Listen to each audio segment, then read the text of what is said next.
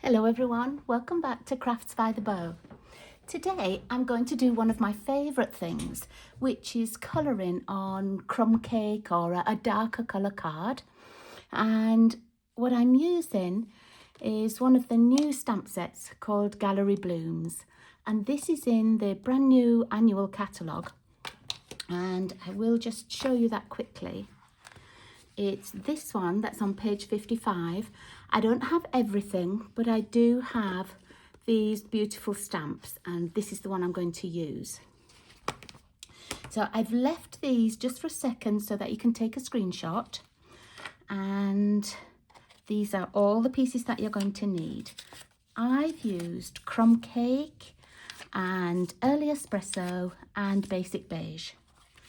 And this is our base and all the layers, but I'm going to start with the colouring part.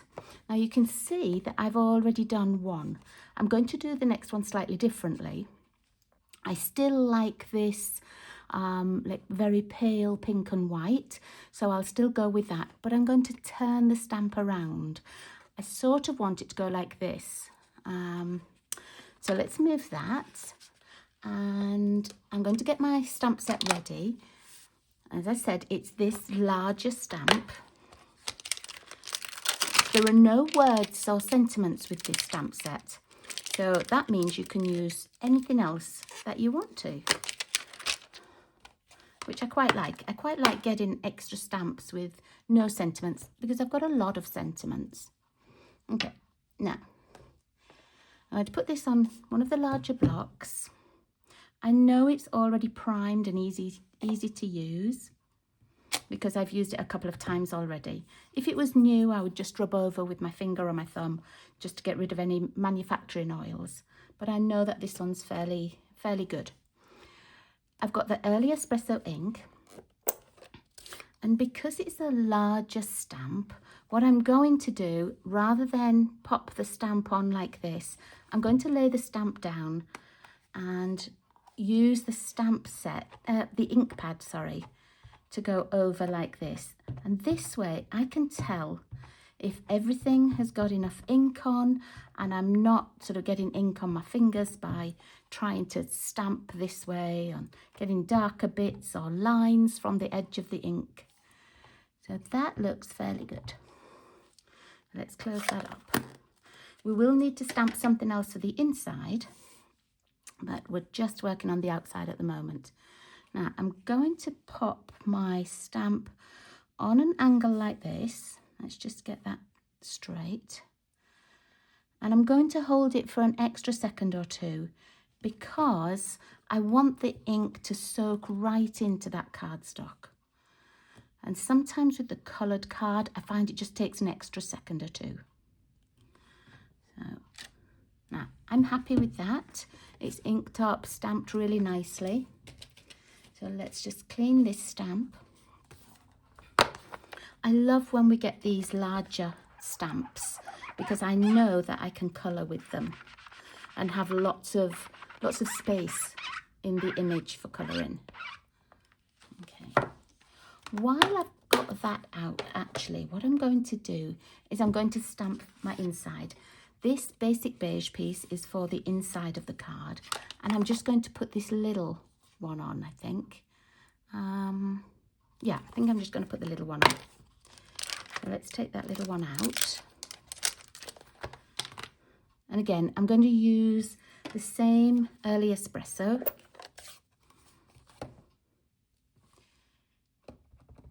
And we're just going to pop that for an inside layer. And I'm also going to stamp a sentiment. Now, my sentiment is coming from an online exclusive, and that's the Fancy Borders. And I want to use this Scent with Love. And I've learned over the years that if I want a sentiment to go on the front, on here, I don't want to do all my colouring and inking first, just in case I get that all coloured beautifully and then I stamp my sentiment and, you know, I get an extra line or a shadow or something. So I would rather stamp this up now and then I know it's all okay. And if it isn't, then I can just turn my card over and stamp again. But when you spent a long time colouring, I don't always, you know, have as much confidence in myself for stamping. And, you know, that's the day that I'm going to get it wrong. Okay, so I'm just doing this Scent with Love. And actually, it's stamped up really nicely. So I'm happy with that.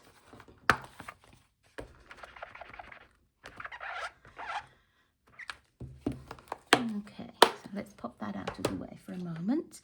And let's put this stamp back because I am going to use my little stamp blocks again in a moment. Now, this is a pretty stamp. I like this one for stamping and then a sentiment and stamping, but I also like this one for envelopes and for inside of a card. Really pretty like that. Okay, I don't need this early espresso anymore at the moment. Oh, and I don't need this, so let's pop this one away. Just to give me a little bit more room on my desk. There we go. I don't need that, excuse my reach, but I don't need that big block anymore. Now, to colour, what I'm using is one of the blender pens. And these are like a little nib, and it's filled with some kind of fluid inside. I honestly don't know what it is, but it just keeps this end wet.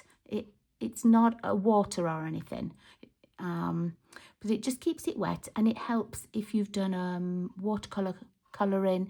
You can go over the crayon with it. You can pick ink out of an ink pad with it and colour with it. I just like how it blends. So I'm going to be using that. I've got Petal Pink and Garden Green, and also the White Craft Pigment ink. Now, this is a really thick kind of ink. It's not like our these water-based dyes. It's not a runny ink, it's quite thick. And in the catalogue now, you buy it as a refill and an uninked ink spot. Sorry, that's tricky to say, an uninked ink spot. But I have the pad from a long time ago, so I'm still just using this. But if you've got the pad with it on, you could certainly use that as well. I'm going to colour my accents of my leaves first. I've got Garden Green and my blender pen. I'm just going to check that it's clean. Yes, it is. You can see that it's slightly wet, but even though the nib has got some colour on, that's not transferring. Okay, so this is my green. I'm just going to, actually, let's do it this way. I'm going to pop some green on my block, close this up so that I don't have it open for a long while, and then I'm just going to use the nib to take some of that ink and colour in these little leaves. Now, if you wanted to use blends, you could, like marker pens or waterproof crayon, like penciling, anything like that. Whatever you like to colour with and whatever you feel comfortable with. It really doesn't matter. You've got, you know, the same effect in the end. It's coloured in the colours you want. I just like this. I don't have any extra water to get out. If I was watercolouring, or I don't have to fiddle about. I just pick it up either from the ink pad or on a block like this. And you can go over it a couple of times if you want darker patches. It's really, really easy to colour with. And I like that the fine tip, the point, makes it so much easier. You know, you can get narrow lines if you want to.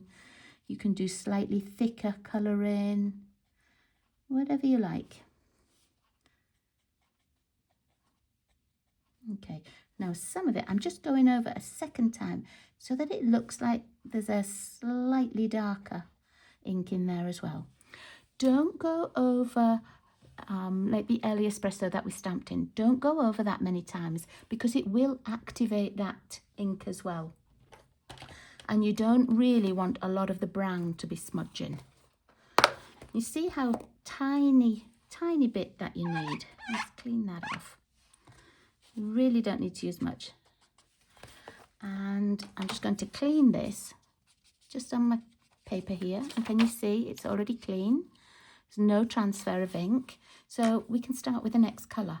And for the next one, I'm going to use that white pigment ink. And you will see what I mean about how thick it is. It's almost like an acrylic paint thickness. So I'm going to, let's try that much. Might not have quite enough, but we'll see. And then again, I'm going to paint in the same way. So I'm going to put the tip of my blender brush in, and I'm just going to go over each of these little petals in turn. Now, this does soak in. I don't like to leave thick parts where I've first put the blender brush down on the card. I don't like to leave it thick, but you think, oh, that's really, really white. I don't want it as white as that, but it soaks into the card a little bit. Let's just go around here. It takes a little while.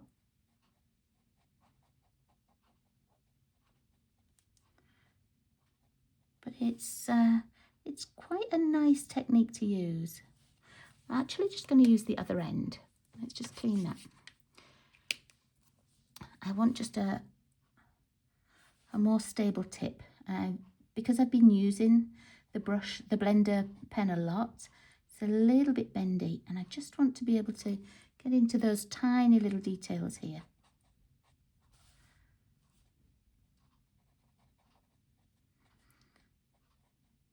You know, you don't have to go right up to the edges. You only want sort of a hint of the colour. So it's very forgiving. Okay, now I'm going to let that dry a little while I do the others.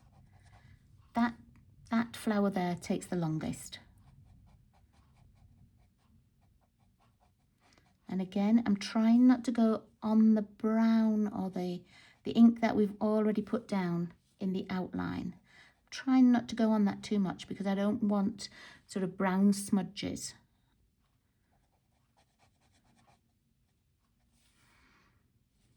So this first time that we're painting with the ink, as I say, you don't have to make sure that everything is covered and it's all perfect the first time.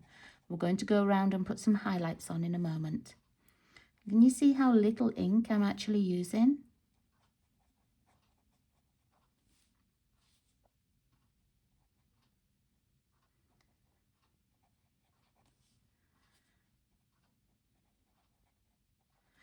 Pigment ink does take a little while longer to dry as well.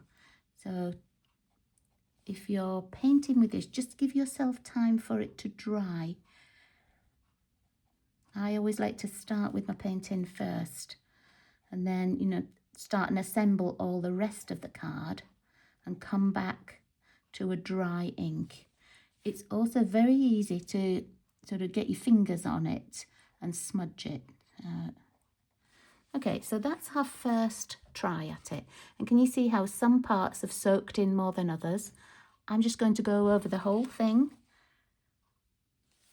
Just going to go over, and anywhere where I think I've missed a lot or there's a large gap, then I'll just pop a bit extra in. But the second coat doesn't take as long as the first coat. So it is quite quick. Have you painted like this before with the pigment ink? It's fun to do. I find it a little difficult sometimes to stamp with this ink because it's so thick. I don't always get like a crisp line if I'm stamping with it, but I love to paint with it. And if you've watched me for a long time, you'll know that maybe 5-6 years ago, I made a very similar card to this, and I used one of the older magnolia stamps. If you look back on my YouTube, you'll find it. Or I don't put much on my blog at the moment, but if you go to craftsbythebow.blogspot.com, you'll find the card on there as well. And I think it would be about 2019 or early 2020. So although I've done lots of painting like this, I just haven't videoed them. And I thought this was just a perfect one to video it with. Okay, this is as much white as I'm going to put on. I'm just going to do a little bit here just to make a highlight. There we go. Okay, I'm just going to clean that off. And can you see now it's clear when I'm using it, so I know it's clean. Let's pop the lid back on. I'm going to wipe this off. And actually, I think I might just use a little tissue or something, because I don't want to get that on my cleaning sponge, on my little chamois. It doesn't really dry all that well. Okay.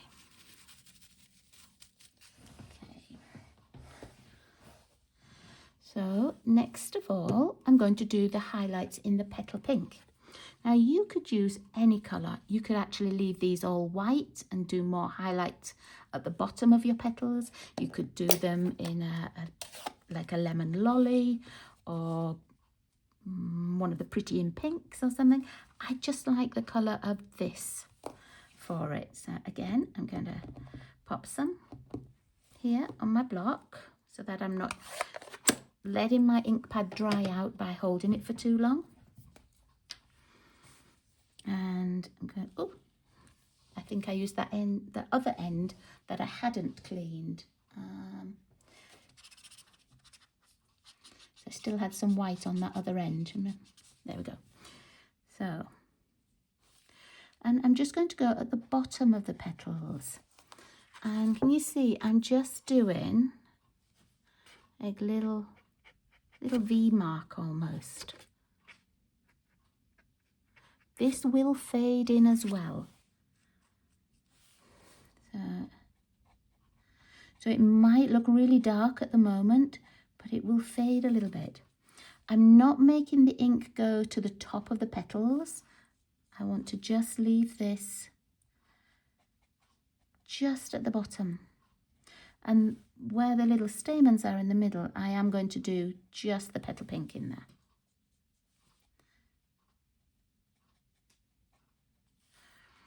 And you can go back as many times as you want to and add accents. It's difficult to take them off, so no, just little bits, and then come back and do a bit more.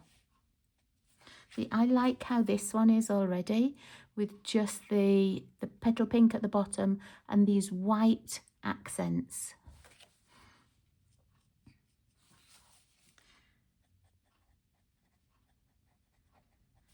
It's lots of fun experimenting actually with this technique.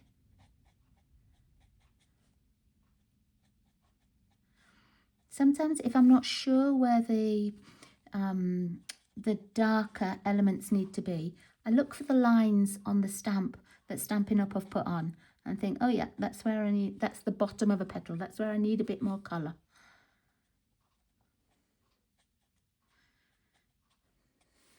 Okay.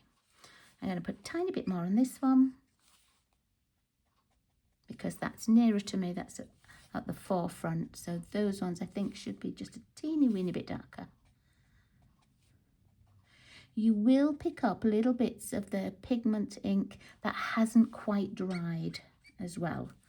So just your colour might get slightly lighter as you're doing this. There we go.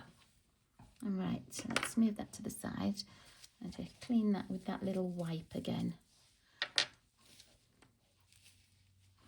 And then let's clean this. And you just keep going round and round until no more colour comes off. Oops. And as soon as no colour comes off like this, you know that it's clean and it's not going to transfer any of the colour. But actually, we finished with the colouring. Let's move that out of the way. Okay, so here is the finished colouring, and I think these just look so pretty. Now let's get all of our other pieces. This was our base, the 4 1/4 by 11, and I'm just going to burnish that. I've scored it at 5 1/2. And for the inside, we had that basic beige piece that we've already stamped and an early espresso piece. And there's just a tiny weeny little border around it, but I think it's enough. So let's attach that to the inside. So your basic beige is going to go on top of the early espresso. Tiny little border, top and bottom, left and right. And then that's going to go on the inside.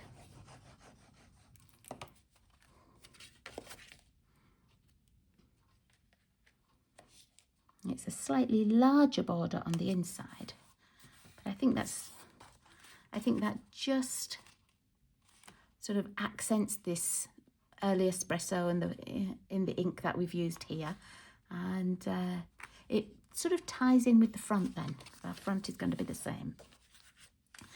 Now, this one is going to go on that early espresso as well, but I'm not going to glue it down just for a moment. I'm just going to do something else with it first, because I quite like it with a little bit of twine on.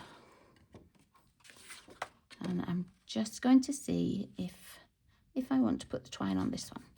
Okay, be careful of that pigment ink because it might not be fully set. So this is how our card will look. But I want to send this to my mum. And so what I've done is I've already die cut. Ooh, where did I put the dies? Where are they? I used the alphabet dies, and they're probably just looking, oh, they're just here in my hand.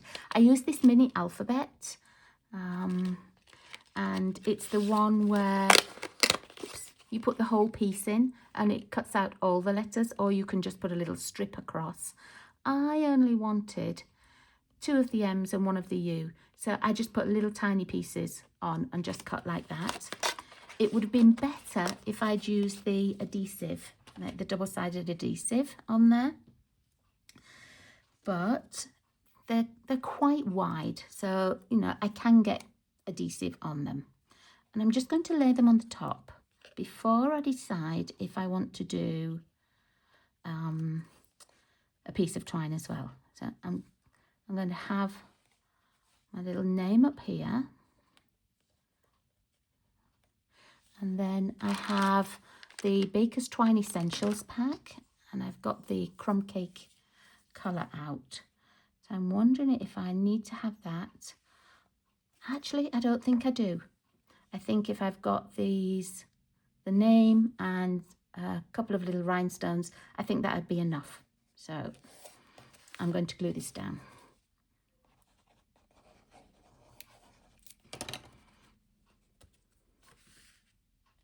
Oops. You can see this isn't quite dry because as I've popped it on that paper there, still a little bit wet on there. So just have to be careful. If you wanted to raise this up on dimensionals, you could certainly do that as well. Let me place these again to see where I'm going to pop them. And you know it's going to the UK because of the way I've spelt mum. I'm going to send this to my mother-in-law for her birthday. There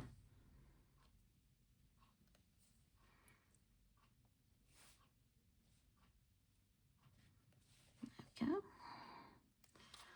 If I'd used the double-sided adhesive, I could just peel them off like a sticker and just pop it on to dry. Oops.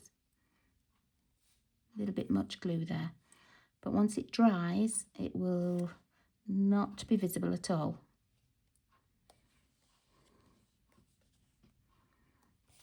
And if it is, you can always use a glue eraser and take that little bit off.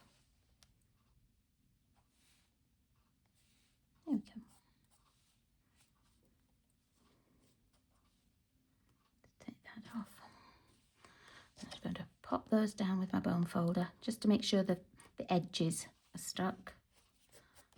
Did use a little bit much glue, but never mind. And then I'm going to use my rhinestones.